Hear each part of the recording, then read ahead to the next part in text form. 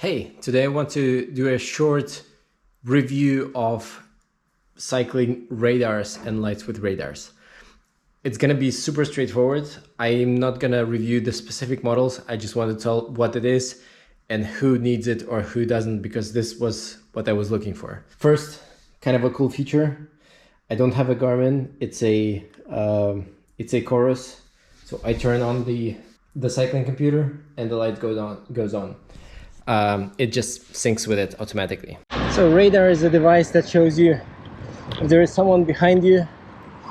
It works with pretty much most bike computers. I'm using it with Chorus. It shows you if someone shows up behind you and is about to, and is closing up. It can be actually anything. It can be a car, a bus, a cyclist, a motorcycle, a train. It can be a car, especially if you're going close to a highway on sometimes there is a wide road going in parallel next to some highway. It would pick up the cars that are going next to you. So there is a lot that can go extra with it.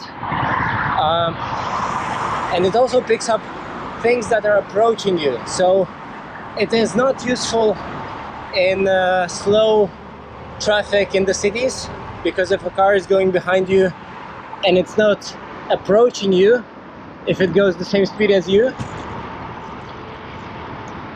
then it would not show up on the radar. It would just disappear behind you. So it's not really useful in the town where there's a lot of cars, and if someone is overtaking you all the time, it doesn't really help. Right now it says that there's one car approaching me from behind, and now not anymore because probably it turned somewhere. So in terms of the distance, it actually works from a very, very far. So now it says there's a car, and it usually detects them about twice as far as I would consider caring about the car, especially if the difference in speed is within 20-30 kilometers per hour, or maybe 20 miles an hour. Like if the speed difference is below, then about half of the distance of what the radar shows is when I usually take a look at the cars behind me, because otherwise it's just too far and I don't see them well enough if I turn my head. So when is it useful? When you have some parts of quiet roads where there is one lane of cars and you need to know about them.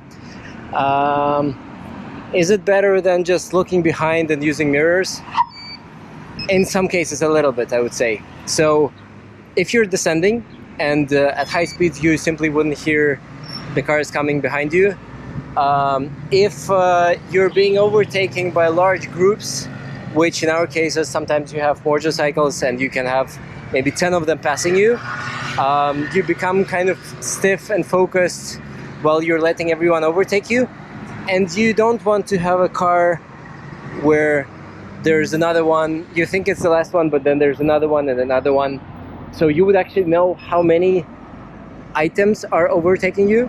So you know that's like, okay, there's two more and then there's no one. So you know when you can relax, or when you cannot relax because there's more coming. And I'm standing near the roundabout and you can see it just beeping all the time because there's new cars being seen. And so, and the last moment is if there's a quiet road, and with that, with the radar, you can ride not on the shoulder, but relax a little bit and ride on the lane. And then if you see a car coming up, you can comfortably move to the right to let it pass. Is it worth the money? Absolutely not. I would say it's very expensive. Between the brands, I watched a lot of reviews and I saw that basically you should probably only consider Garmin, because other ones may be a little bit not as accurate. So it's not worth the discount. You want this thing to be as accurate as possible with no false positives, false negatives. So Garmin is probably just the one to go for. if that brings you joy and peace of mind. I would say it's not the must-have safety equipment. You should always be able to turn your head and see what's behind you. Let me know if you have any questions in the comments, and see you soon. I'm going to be climbing a very big climb this week, so I will record there.